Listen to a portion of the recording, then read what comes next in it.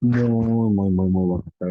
buena. Buena. Segunda parte de de nuestra clase de hoy. Quiero compartir con ustedes algo que sumamente me preocupa debido a que en esta semana tuve varios incidentes con respecto a esto. Se llama riesgo eléctrico. El riesgo eléctrico no está solamente presente en las oficinas, no está solamente presente en obras, está presente en todos los lugares de trabajo y tipos de trabajo. ¿M? No es una exclusividad de un solo tipo de operativa o forma de trabajo, sino que es algo inherente en sí debido a que el 95% de los elementos de trabajo hoy por hoy pertenecen a origen eléctrico. Es más, nosotros en nuestras casas manejamos un sinnúmero de artefactos de origen eléctrico, los cuales nos olvidamos, al parecer, del nivel de riesgo y o no valoramos lo suficiente y nos arriesgamos aún sabiendo que el mismo pudiera ocasionarnos daño. Bueno, algo simplemente para darle un preview o lo que sería una introducción a esta cuestión. Comencemos. Identificación del riesgo. La electricidad es un agente físico presente en todo tipo de materia bajo ciertas condiciones especiales. Se manifiesta como una diferencia de potencial entre dos puntos de dicha materia. Tenemos varios tipos de electricidad, que sería la corriente continua, que sería tensión e intensidad de corriente, y resistencia no varían. Corriente alterna, tensión y corriente varían en forma periódica a lo largo del tiempo. Corriente alterna monofásica va de 220 a 50 MHz a 50 hercios. Corriente alterna trifásica va de 380 volt a 50 hercios. Es lo que tenemos en el mercado local a disposición en la conexión a través del distribuidor, o sería en este caso el proveedor estatal, que es la ANDE. Ok. Todo tiene como base en la ley de Ohm, la cual regula la circulación de la corriente eléctrica y nos dice que la intensidad es igual a la diferencia de potencial sobre la resistencia. La intensidad de la corriente circulante por un circuito eléctrico es proporcional a la diferencia de potencial aplicado e inversamente proporcional a la resistencia que se opone al paso de la corriente. ¿M?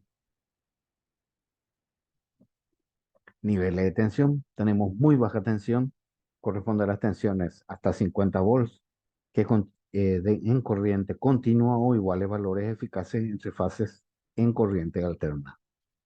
Baja tensión corresponde a las tensiones por encima de los 50 hasta los 1000 en corriente continua o iguales valores eficaces entre fases en corriente alterna.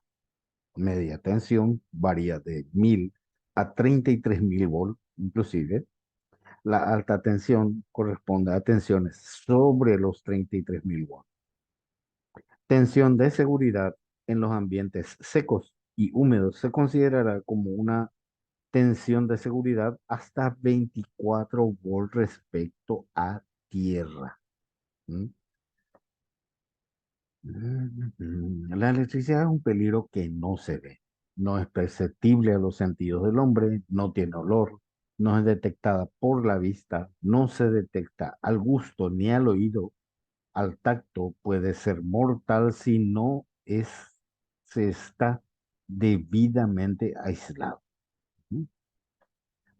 ¿Qué es el riesgo eléctrico? Posibilidad de que circule corriente eléctrica por el cuerpo humano. Es necesario considerar aspectos físicos y aspectos fisiológicos. Aspectos fisiológicos serían que el cuerpo humano sea conductor, que forme parte del circuito, que exista entre los puntos de entrada y salida una diferencia de potencial mayor a cero. Los aspectos físicos serían que exista un circuito eléctrico, que este circuito eléctrico esté cerrado y que en el circuito exista una diferencia de potencial Ujú, ujú. ¿Qué es el accidente eléctrico? Por lo tanto, es el accidente provocado por la circulación de la corriente eléctrica por el organismo con o sin producción de daños materiales y o personales. Factores que influyen en el accidente eléctrico: voltaje del circuito con el que se entra en contacto, resistencia eléctrica del cuerpo, intensidad de la corriente, tiempo de paso, trayecto de la corriente, frecuencia y características de la corriente. ¿Mm? Contacto eléctrico. Para que exista un contacto eléctrico se requiere instalación, contención, una persona que pueda acceder a ella y un contacto. Tenemos contactos directos y contactos indirectos. ¿Sí? Profesiones afectadas: actividades tales como la construcción, interventoría, recepción, operación, mantenimiento e inspección sean relacionadas por personas calificadas con matrícula profesional, certificado de inscripción profesional o certificado de matrícula. Tales personas responderán por los efectos resultantes de la participación en la instalación. La competencia para realizar dichas actividades corresponderá a las personas calificadas tales como ingeniero electricista, ingeniero electromecánico, ingeniero de distribución y redes eléctricas, ingeniero electrónico en los temas de electrónica, de potencia, control o compatibilidad electromagnética, tecnólogo en electricidad, tecnólogo en electromecánica y o técnicos electricistas. Eh, las actividades laborales donde la muerte por electrocución se produce con mayor frecuencia son la construcción, las industrias químicas y las metalúrgicas en tercer lugar. A pesar de que las metalúrgicas parecieran ser estar más ligadas a lo que tiene que ver con respecto al uso de elementos, eh, digamos, que tienen corriente eléctrica, es la tercera en estar ubicada. Porque tal vez por la forma de trabajo y por la conciencia del personal que maneja el riesgo. Ujú. En el ámbito laboral, los accidentes eléctricos constituyen un 0,35% del total de accidentes que producen bajas. ¿Mm? 90% de los accidentes que ocasionan incapacidad permanente y un 4% de los accidentes mortales. ¿Qué quiere decir eso? Que en base a un 100, el 90% de los accidentes eléctricos o con tensión eléctrica producen una o pueden producir una incapacidad permanente.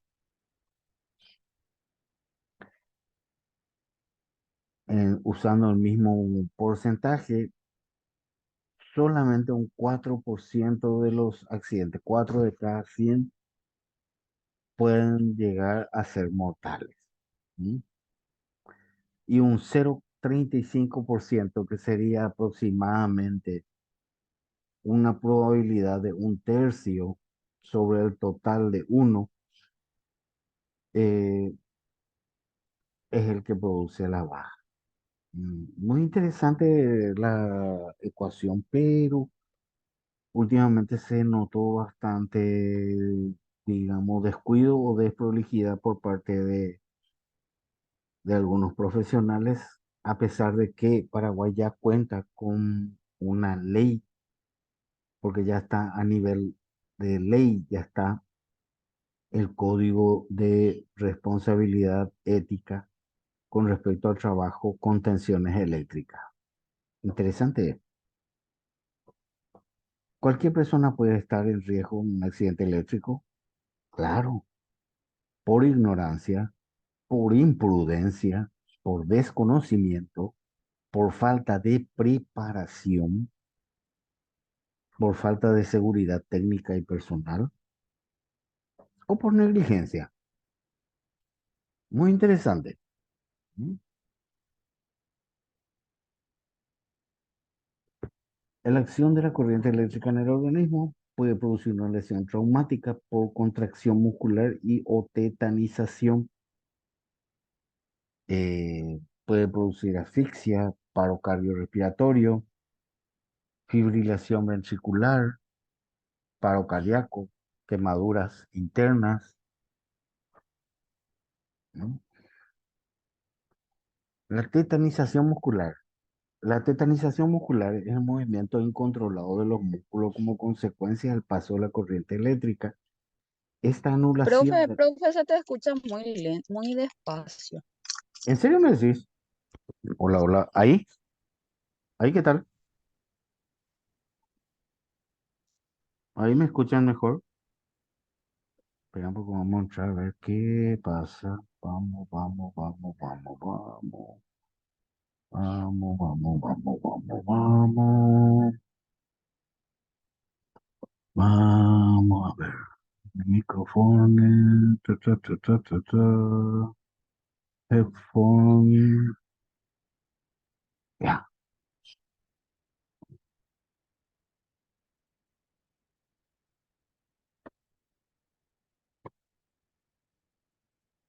está al 100. Eh, qué raro. Bueno,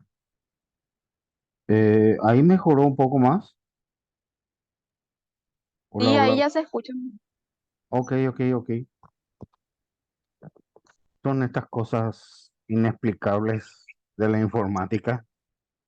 Bueno, inexplicable para nosotros que no somos nativos del área de informática nada más. Ok, ok, me quedé en tetanización. Ahí me quedé, creo, ¿verdad? Mm, Movimiento incontrolado de los músculos como consecuencia del paso de la corriente eléctrica. Esta anulación de la capacidad del control muscular es la que impide la separación del punto de contacto. El famoso te quedaste pegado, como solemos decir nosotros. Te quedaste pegado o agarré mal, decís. Mm. Asfixia se presenta cuando la corriente atraviesa el tórax, impidiendo la contracción de los músculos de los pulmones y por tanto la respiración, ocasionando el paro respiratorio. Puede producir la muerte por anoxia. Fibrilación ventricular consiste en un movimiento anárquico del corazón que deja de enviar sangre a los distintos órganos y, aunque esté en movimiento, no sigue su ritmo normal de funcionamiento. La fibrilación ventricular está considerada como la principal causa de muerte por choque eléctrico. ¿Mm? Paro cardíaco es la suspensión del funcionamiento del corazón por contracción de los músculos del tórax. En este caso, el corazón puede volver a latir normalmente cuando la víctima se separa del circuito. En el caso de que no lo hagan, deben aplicarse primeros auxilios. Quemaduras son producidas por la energía liberada al paso de la corriente. La gravedad de la lesión depende del órgano afectado. Medidas de control, protección contra contactos directos, alejamiento de las partes activas, interposición de obstáculos, barreras o envolventes, recubrimiento de las partes activas, protección complementaria con diferenciales de alta sensibilidad, pequeñas tensiones de seguridad. ¿Sí? Protección contra contacto indirecto es la puesta a tierra y uno de estos es el interruptor diferencial, el famoso disyuntor diferencial de corriente. Interrumpe el circuito cuando se produzca una derivación en la instalación o en algún aparato, evitando de esta forma cualquier accidente de las personas. ¿Qué hacer ante un accidente eléctrico? Pedir ayuda es dar alarma para que alguien acuda y se encargue de avisar al servicio médico de urgencia y a un electricista. Rescate o desenganche del accidentado en caso de que el mismo se encuentre enganchado en la tensión, es cortar la corriente accionando el interruptor o disyuntor o seccionador del área. Si resulta imposible cortar la corriente o se tardará demasiado por encontrarse lejos el interruptor, trate de desenganchar a la persona electrizada mediante cualquier elemento no conductor. Primeros auxilios: apagar el incendio de las ropas si es que estuviese prendido o existiese, echando a la víctima sobre el suelo y tratando de sofocar las llamas con mantas, arena o cualquier material incombustible del que se disponga. Reanimación: si la víctima está inconsciente pero respira y tiene pulso, seguramente se trata de un simple shock. Si la víctima está inconsciente y no respira, se debe aplicar respiración boca a boca. Si además de que no respira, está inconsciente, se observa que la víctima está muy pálida, no tiene pulso en la muñeca y cuello y no se oyen sus latidos cardíacos, es posible que se haya producido un paro al corazón. Recomendaciones para el trabajo sin tensión. Tenemos las famosas 5 reglas de oro. El primero que ello es la apertura de los circuitos, bloqueo de los aparatos de corte, verificar la ausencia de tensión, puesta a tierra y en cortocircuito, delimitar y señalizar las zonas de trabajo.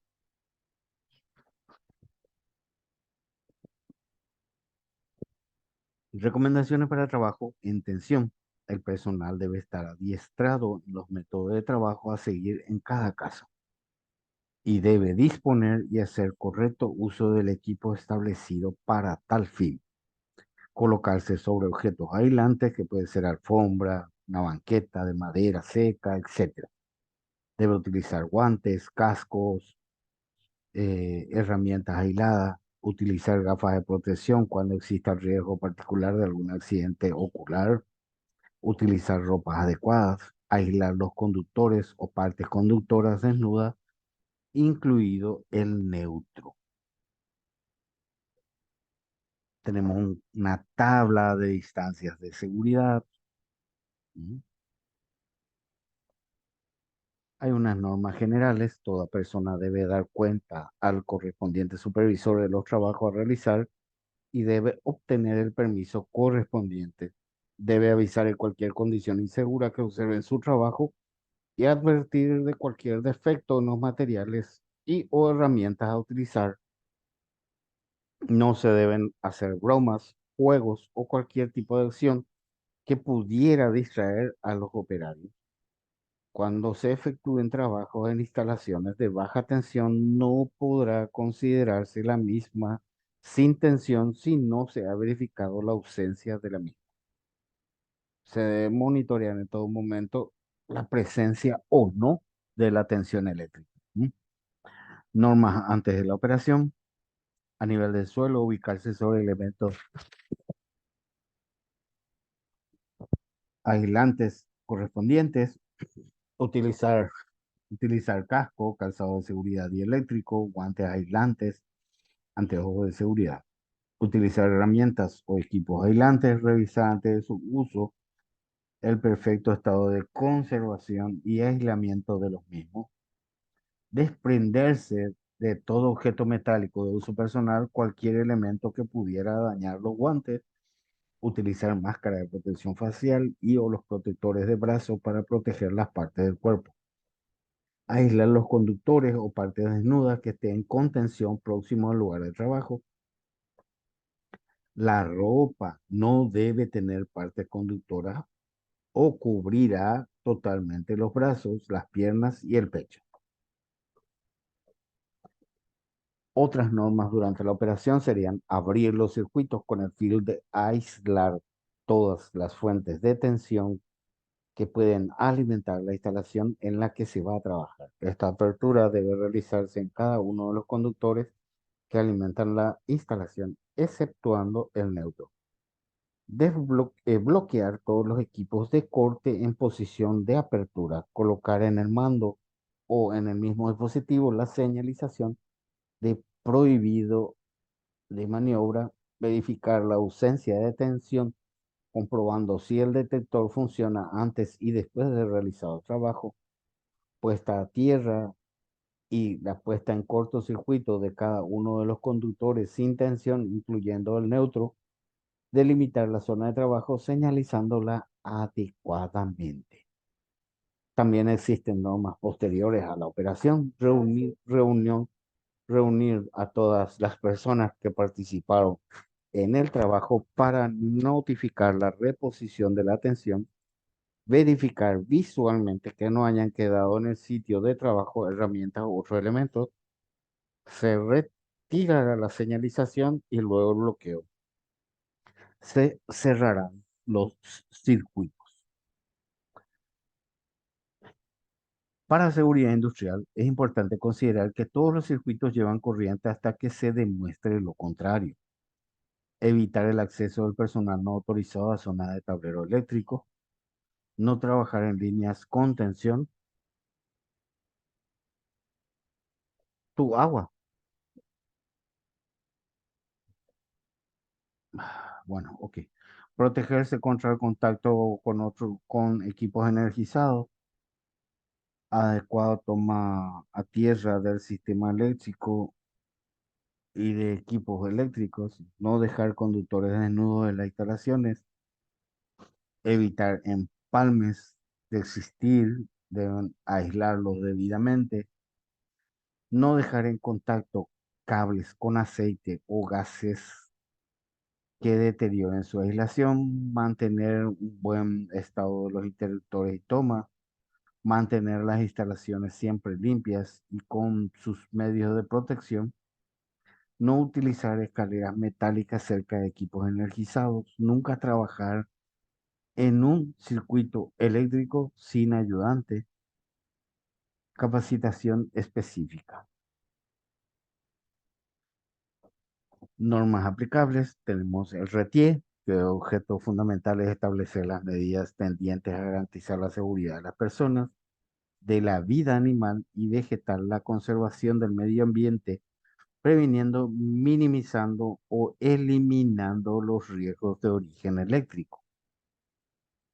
También tenemos la NFPA 70E, ¿m? La NFPA 70B,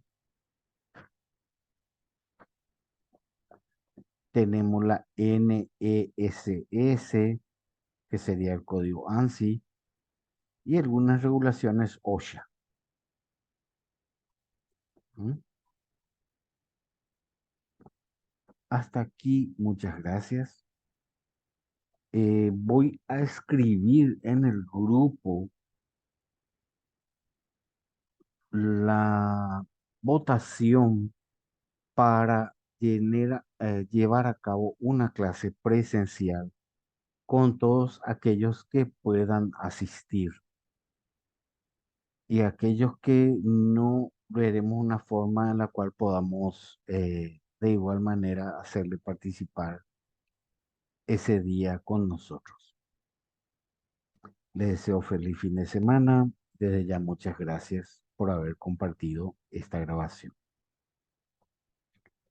Muchas gracias. Gracias, profe. Igual fin de semana para vos. Durante la semana